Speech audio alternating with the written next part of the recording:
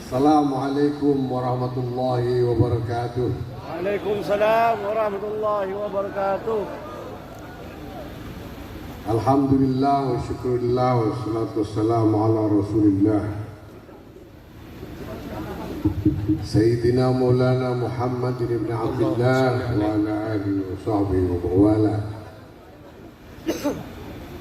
Amma ba'd, yang mulia Rasulullah Pengurus Besar Nahdlatul Ulama Kiai Haji Muqtadir Badruddin, yang mulia Rois Suriah PBNU juga Kiai Haji Abdul Alam Bashir, yang mulia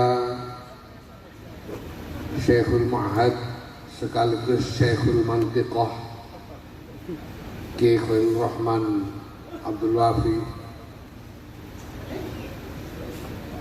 yang mulia Rois Suriah Pengurus Cabang Nahdlatul Ulama Pamekasan,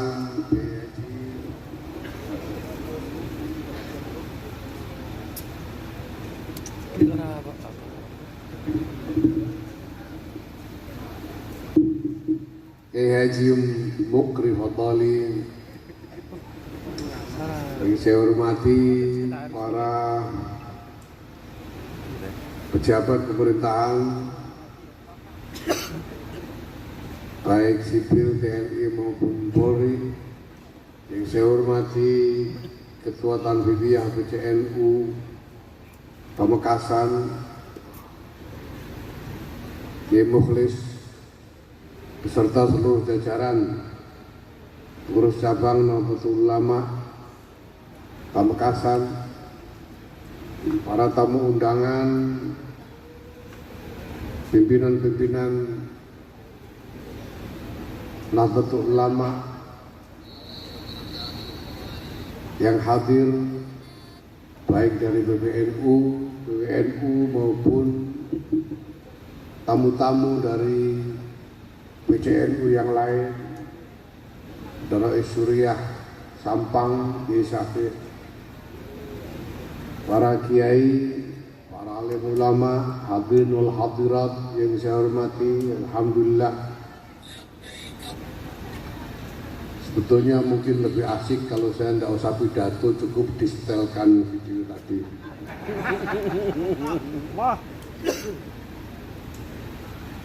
Tapi saya memang sungguh merasa berbahagia dapat hadir di antara bapak dan ibu-ibu, para kiai, para pimpinan Nahdlatul Ulama, para kader Nahdlatul Ulama, warga Nahdlatul Ulama yang tidak henti-hentinya memperlihatkan kecintaan kepada Jam'iyah Nahdlatul Ulama ini.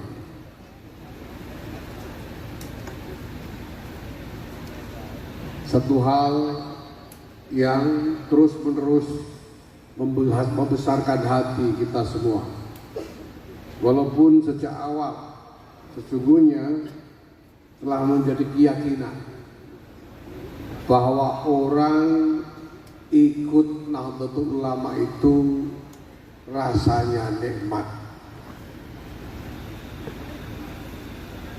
Ibu-ibu ikut NU merasa nikmat, Bu? Nikmat. Apalagi kalau sudah punya suami. Kenapa nikmat? Karena Nahdlatul Ulama ini ibaratnya adalah majlisun la yusqi jalisan. Orang kalau ikut bergabung dengan NU itu tidak bisa celaka, tidak mungkin celaka, tidak mungkin tidak enak. Hadratus Syekh Rais Akbar Kiai Muhammad Hasyim Asy'ari sendiri telah berkali-kali menandaskan dengan penuh keyakinan bahwa Jam'iyah ini adalah Jam'iyah yang mubarakah, Jam'iyah yang diberkahi dan membawa berkah.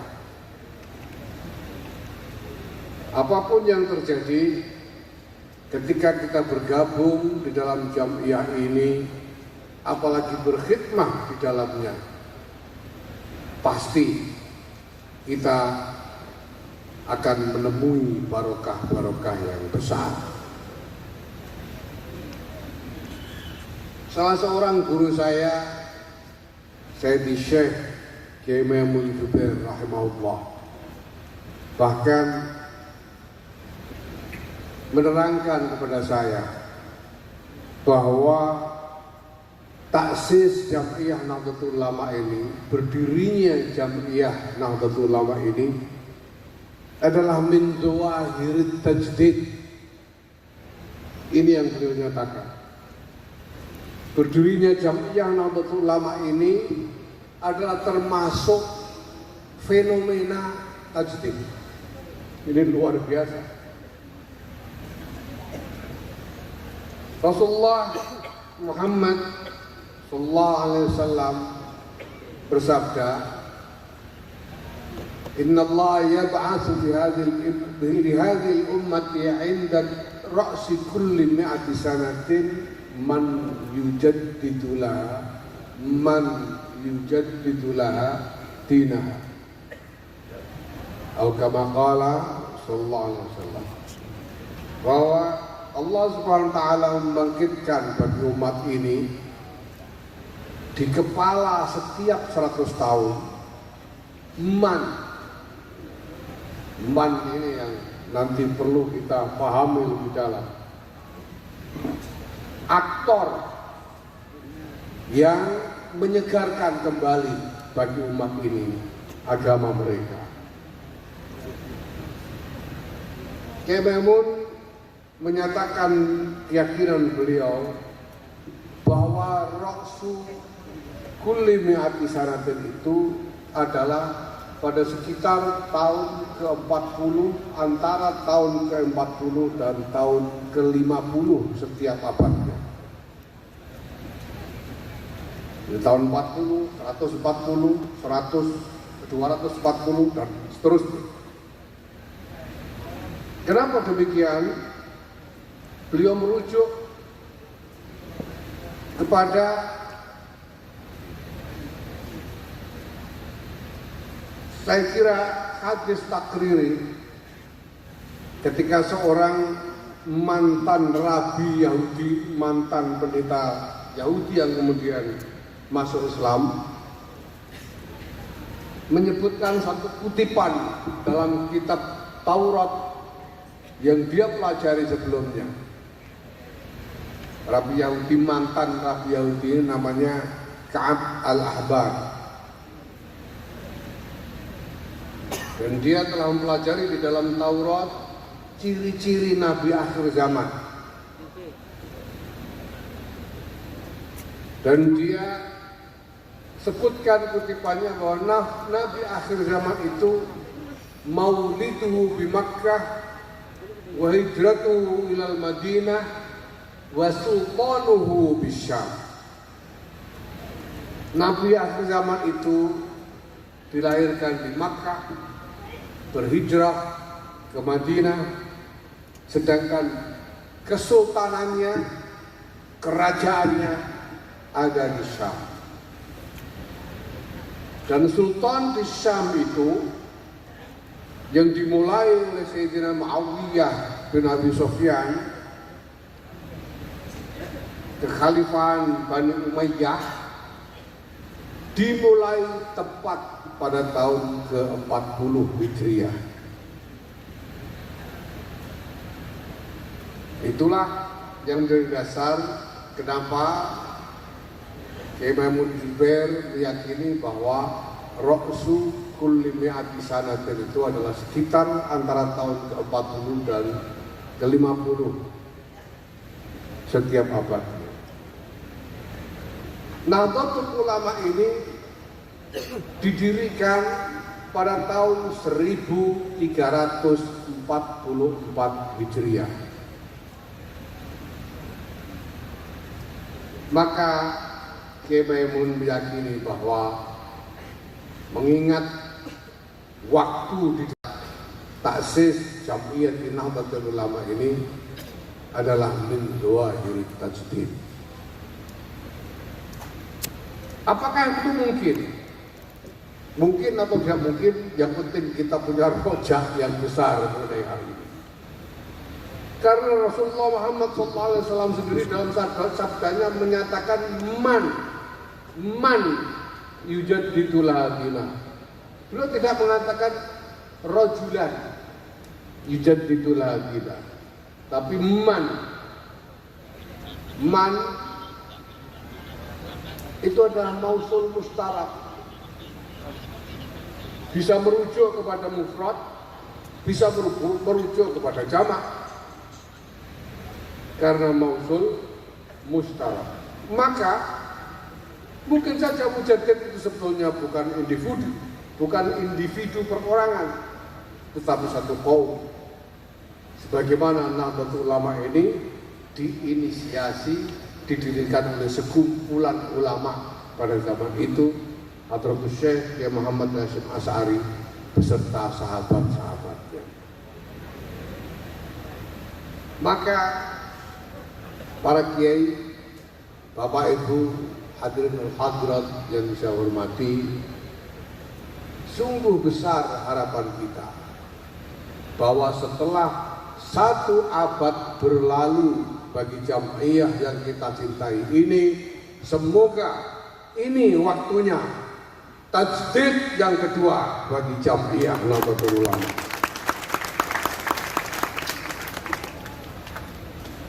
Sebagaimana biasa di dalam sejarah, berbagai macam kumpulan, berbagai macam kaum, berbagai macam organisasi ataupun peradaban, sejarah selalu diwarnai dengan pasang surut, diwarnai dengan masa-masa sulit, masa-masa penuh keprihatinan, tapi juga diwarnai dengan kejayaan, dengan kemudahan. Ketika Jam'iyah ini didirikan pada tahun 1344, banyak sekali hal-hal yang terjadi, bukan hanya di Indonesia, tapi di seluruh dunia, yang menimbulkan kekagetan, keprihatinan, bahkan rasa gelisah dan was-was. Kita tahu pada waktu itu sekitar tahun 1926 Masehi, baru saja berlalu Perang Dunia Pertama yang berujung kalahnya Turki Utsmani sehingga runtuh dan bubar. Sementara wilayah kekuasaan yang begitu luas, mulai dari Afrika Barat sampai ke India Barat, kemudian diduduki, dijadikan tanah jajahan oleh negara-negara pemenang Perang Dunia Pertama, yaitu negara-negara Eropa, Inggris, Prancis, Belanda, Spanyol, dan lain sebagainya. Tapi kemudian lahir inisiatif di tempat yang mungkin di luar perkiraan banyak orang. Bukan di Mesir yang menjadi tuan rumah Jami'ah Al-Azhar yang sudah berabad-abad menghasilkan ulama-ulama besar. Bukan di Hijaz yang di situ ada Ka'bah di Makkah dan makam Rasulullah Muhammad SAW di Madinah. Bukan di tempat-tempat yang dianggap pada waktu itu sebagai pusat-pusat Islam, tapi justru di Indonesia oleh para ulama Indonesia. Ini adalah fenomena yang luar biasa. Dan cita-citanya sangat jelas bahwa para ulama yang mendirikan Jam'iyah Nahdlatul Ulama ini ingin menghidupkan kembali nilai-nilai Islam tentang peradaban yang mulia, peradaban yang diwarnai dengan akhlakul karimah. Bahwa Nahdlatul Ulama ini didirikan sebagai ikhtiar, bukan hanya untuk bangsa Indonesia sendiri saja, bukan hanya untuk umat Islam di Indonesia saja, bahkan bukan hanya untuk umat Islam saja.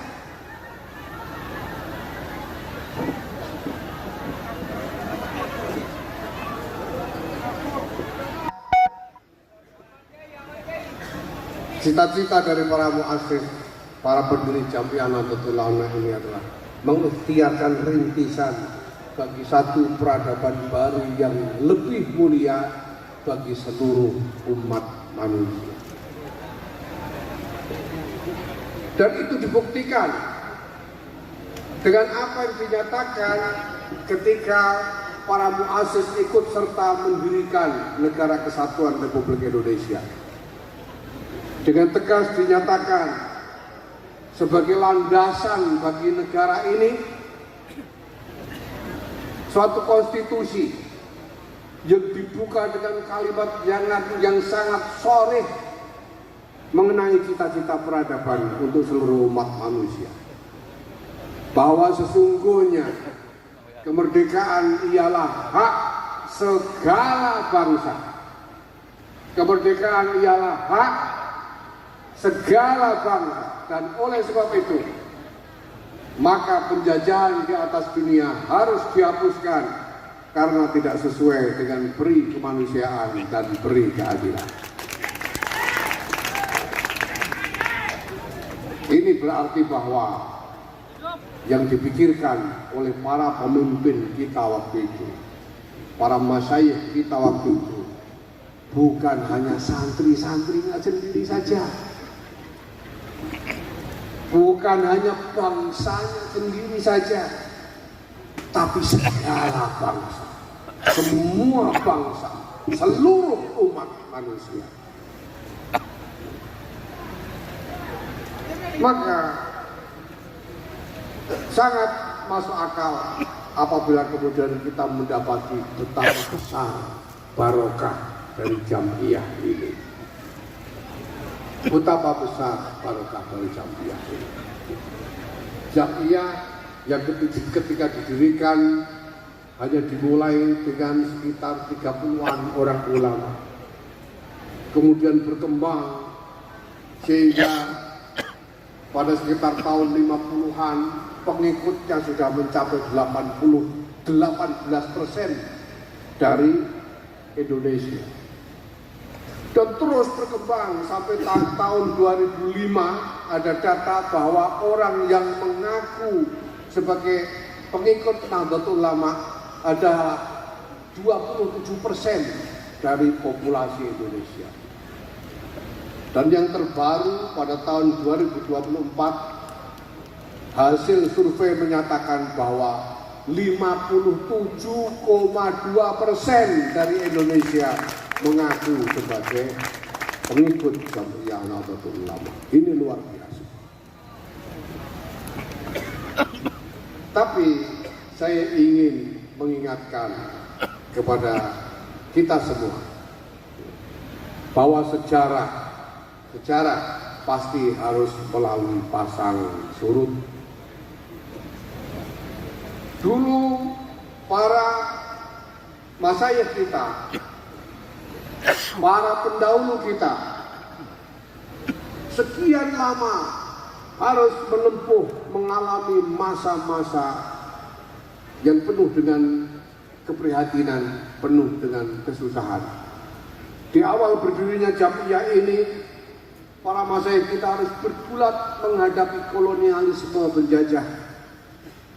Setelah merdeka masih harus menghadapi masa-masa sulit di tengah konflik antar kelompok sampai berujung dengan pemberontakan PKI pada tahun 1965. Pada masa Orde Baru yang sepuh-sepuh saya kira masih ingat Bagaimana rasa orang NU jadi pegawai negeri tidak bisa, jadi pengusaha nggak dapat proyek, nggak dapat izin dan lain sebagainya. Mau pengajian harus minta tanda tangan mulai dari RT sampai dengan bupati. Luar biasa susah. Tapi kemudian datang zaman reformasi yang tiba-tiba menyediakan keadaan yang serba enak buat Nahdlatul Ulama.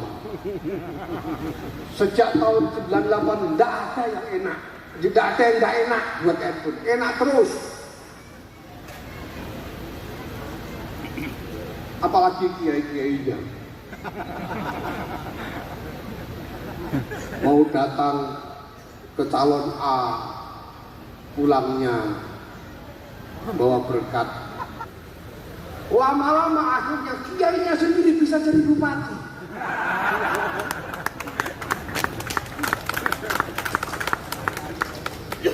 Dulu itu Ki Abdul Wafi, Ki Wahid, Ki Abdul Wahid Zaini tidak bisa jadi bupati, Pak.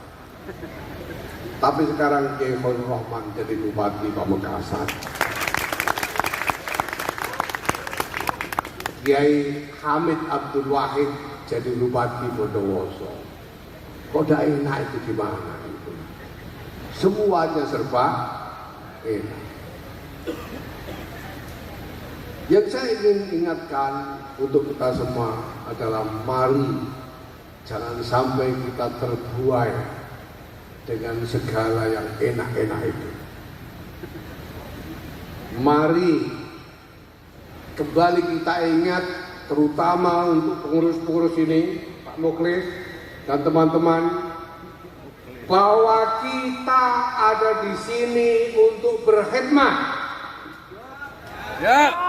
Bahwa kita ada di sini untuk berjuang. Siap. Ada semua tapi sudah terlanjur berani-beraninya berbaiat. Sebetulnya saya agak ingat, kok berani berbaiat orang-orang. Padahal baiatnya berat. Bayatu ala sam'i wa ta'ah bil jihadi ala tariqati Nahdlatul Ulama bil jihad. Jihad bukan nagih uang hibah. Bayatnya itu jihad. Maka tidak bisa kita hanya terus-menerus mengharapkan kemudahan-kemudahan. Tidak bisa kita terus-menerus mengharapkan cara-cara yang nyaman, yang enak buat kita. Tapi kita harus kembali kepada himmah kita yang awal. Apalagi kepada baiat kita. Kalau kita ada di sini adalah untuk berjihad ala tariqati Nahdlatul Ulama. Berjihad itu artinya bersusah payah. Tidak ada jihad kalau tidak susah payah. Jihad itu pasti susah payah, tidak bisa tidak. Jadi kalau belum susah payah, berarti baiatnya belum terlaksana. Kalau sampai dapat hibahnya terlalu banyak, berarti itu harus. Pokoknya bagaimana caranya supaya susah. Gitu. Jihad kok. Ini penting. Berarti apa? Berarti soal target, soal sasaran. Bahwa kita harus berpikir tentang sasaran-sasaran yang sungguh-sungguh bermakna, yang sungguh-sungguh tinggi, walaupun susah untuk dicapai. Karena memang tabiat dari khidmah kita ini adalah mencari susah. Menjadi pengurus NU itu mencari susah. Kalau tidak mau susah, berhenti. Ya. Kenapa? Karena jadi pengurus NU nggak ada yang nyuruh kok. Maunya sendiri kok. Pak mau ke sekolah sengaja nyalon.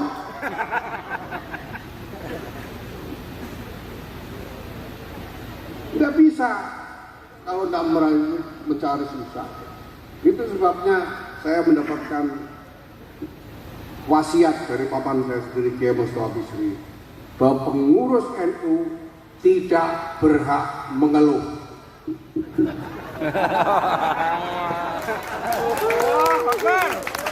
Pengurus NU tidak berhak mengeluh.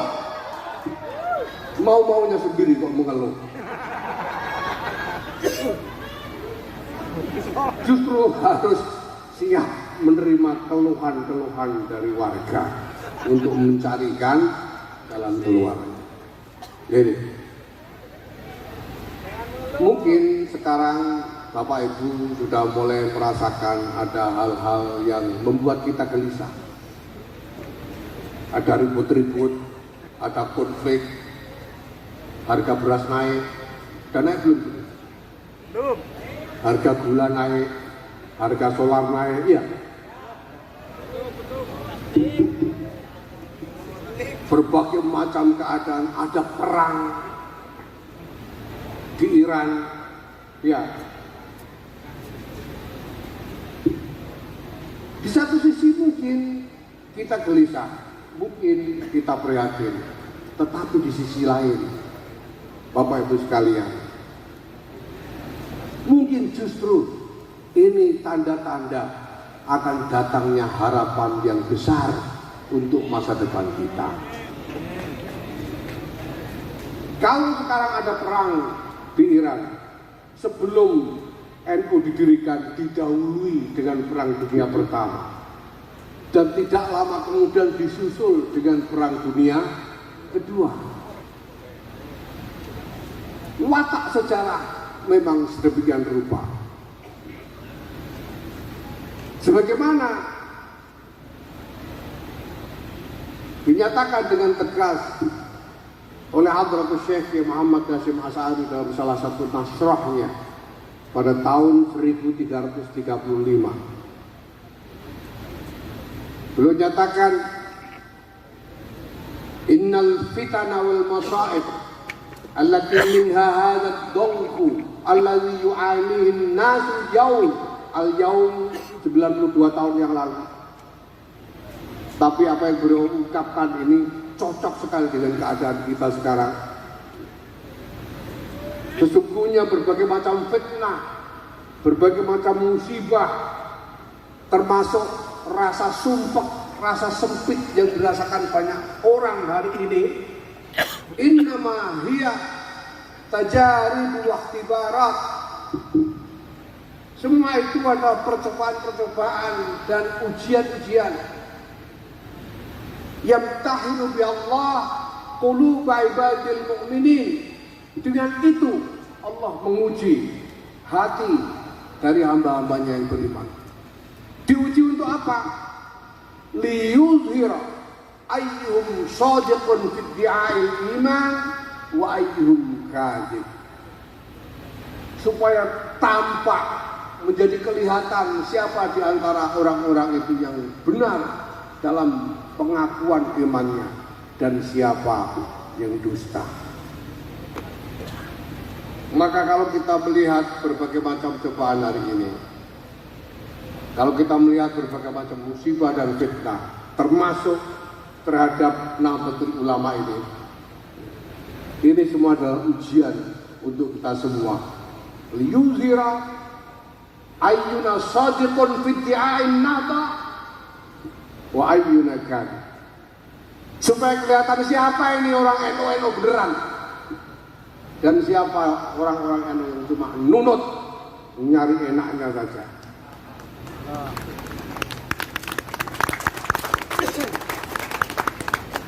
Kalau kita berada di sini memang untuk berkhidmat, untuk berjuang, untuk berjihad ala tariqati Jam'iyyati Nahdlatul Ulama. Apapun kesulitan yang kita hadapi, kita tidak akan mengeluh, kita akan tetap bergulat sekuat tenaga kesulitan yang harus kita tempuh. Oleh sebab itu, Bapak Ibu sekalian hadirin wal hadirat, saya mengajak kita semua untuk tetap terus berbesar hati, berhusnudzon kepada Allah Subhanahu wa Ta'ala. Bahwa apapun kesulitan yang harus kita lalui, Jam'iyah ini adalah Jam'iyah mubarakah yang selamanya mubarakah, sampai kapanpun akan tetap mubarakah. Dan barang siapa tahan berada di dalamnya di tengah kesulitan apapun, tidak ada masa depan yang akan menjemput selain barokah dunyan la ukhra yang gemilang dari hadirat Allah Subhanahu wa Ta'ala. Mari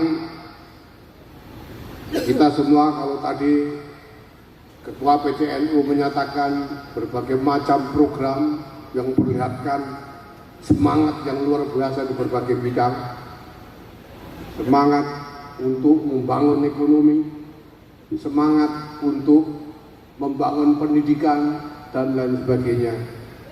Saya ingin titip mengingatkan satu hal yang tidak boleh kita tinggalkan.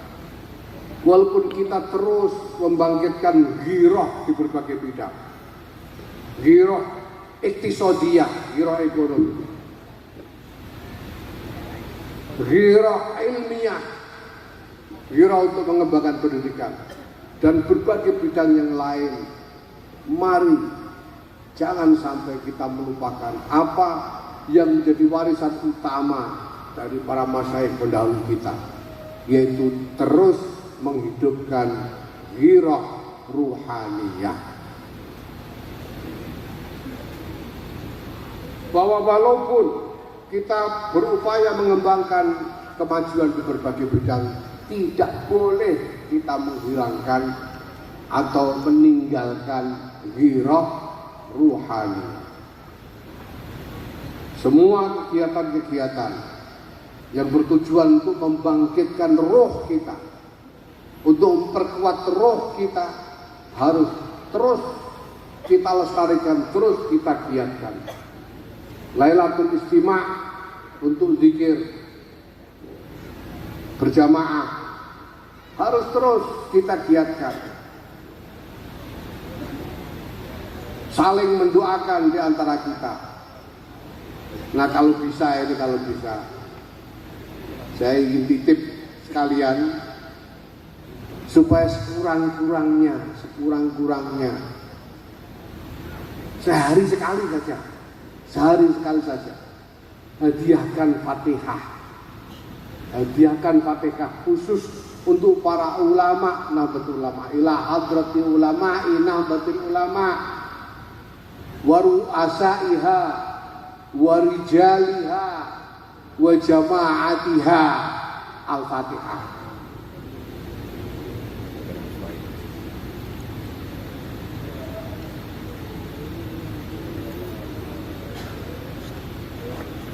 Sekurang-kurangnya sehari sekali. Kenapa? Karena pesan Hadratus Syekh, udkhuluha bil mahabbati wal widad. Kalian semua, wahai para ulama dan pengikut-pengikutnya, masuklah ke dalam Jam'iyah Nahdlatul Ulama ini dengan mahabbah wal widad, dengan kasih sayang dan cinta, wal ulfat wal ittihad, dengan rukun dan bersatu.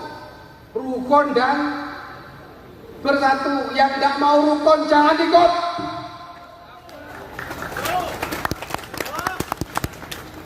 Yang tidak mau bersatu pergi jauh. Karena perintahnya adalah masuk ke dalam Jam'iyah ini dengan rukun dan bersatu.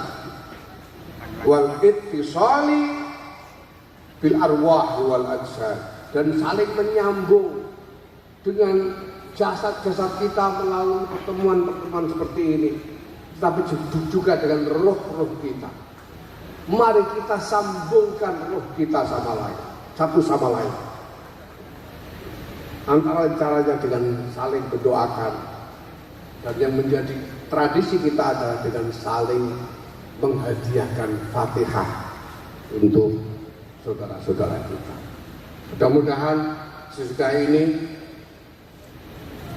segera disegerakan oleh Allah Subhanahu wa taala kecemerlangan nikmat yang besar, anugerah-anugerah yang besar yang diturunkan untuk kita semua, untuk Jam'iyah Nahdlatul Ulama, untuk warganya, untuk bangsa Indonesia dan untuk seluruh kemanusiaan. Amin. Wallahul muwaffiq ila aqwamit thoriq. Wassalamualaikum warahmatullahi wabarakatuh.